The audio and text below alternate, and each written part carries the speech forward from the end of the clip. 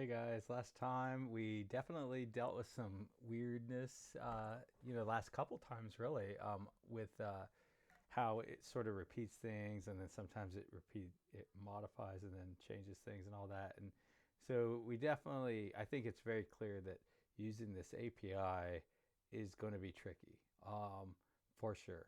But, voice recognition is definitely the more I sort of immerse myself into it, the more obvious that it is going to be useful as well. So it's probably worth the trickiness. But yeah, so what I added, and I said I was going to add, and I did add, was this language thing. And I had a lot of fun with this. This one was really fun.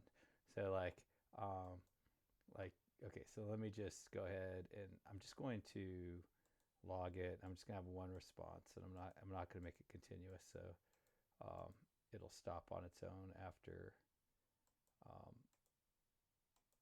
after it hears the word. But like, let's say, okay, I'm just gonna clear that out. Hello. Oop. Hello.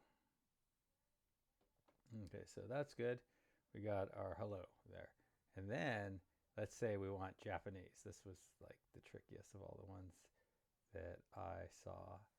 And you do my old trick of going over to the Googles. And so this is hello, and then this is hello in Japanese. And it's like konnichiwa, konnichiwa. And so what I could do is I can say like this. I can press this button. こんにちは。And then it should have. Oh yeah. So and it puts it in Japanese. So then, but and so I don't know. Like it looks the same to me. That looks the same. So now I'm gonna try it. I'm gonna try konnichiwa. So, which is pretty fun. Konnichiwa. And then I think that's a match. And I'm assuming that as a string, JavaScript would definitely be able to tell if that was a match. But yeah, it looks like a match to me. So it looks like I am an expert hello sayer in Japanese, which shocks me because that was literally, other than like hearing it in movies where I didn't really know what they were saying, I've never said konnichiwa before. I'm going to try it again though.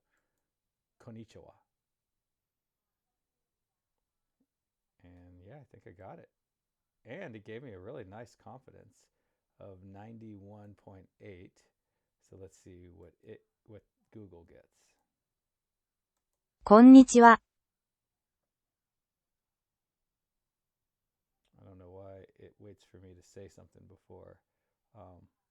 But like it hears it, but it doesn't respond to it until after it gets fired off by my thing. But so they got a 91.8. I can't remember what I got. I think it was very similar. Um, Now, what's interesting, as I noticed that she said like konnichiwa, like longer, and konnichiwa, konnichiwa, um, something like こん that. にちは。Konnichiwa. So, and I said konnichiwa. Um, so I don't know. I have no idea. But let's just try another one. Let's try.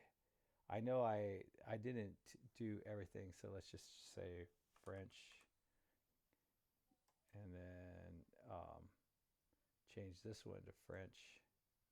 Oh, and then like, okay, so let's say I do the French with this, uh, or even English. Hello.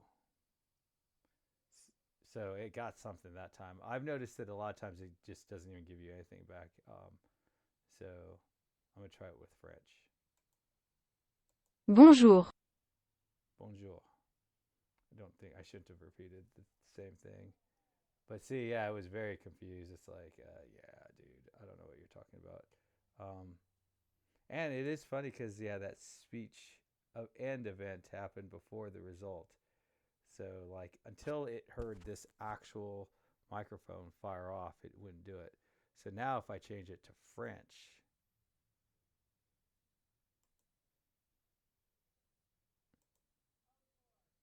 Bonjour. yes.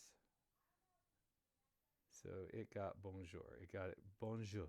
Bonjour. Okay, I'm gonna try it. Bonjour. Yeah, I got it too. I got a 92.5 and Google got a 92.7. So that's not bad. I mean, definitely been exposed to a lot more French than I have to uh, um, Japanese. Now, I've always heard it as bonjour, which I guess that definitely has, now that I think about it, it has bonjour and bonjour. Bonjour has definitely got that southern twang in it, that I definitely have picked up living in Georgia. I absolutely love the way we talk in Georgia, though. It's like my favorite. Um, but so that's awesome, and the code for that was super super duper simple. Now that we kind of have the framework set up, basically I've got that code that I've kind of, it just goes over all of the properties uh, inside of this recognition object, and then when it sees that it's looking at the lang, it uh, it updates what's going to be in this column, and basically it makes this drop down. Now there were like 100 different things in here, and 100 different. When I asked ChatGPT, like, can you give me a list of these things? There was tons and tons and tons of them. Like I think like 100 of them, or more than 100. So there's a lot of languages that you could play with. I think it would be pretty fun to have like how many languages can you say hello in, and just like let them push a button, and then you set the right language, and then they say hello or whatever. Um, Definitely, I could see how this would be very helpful for a language learning software.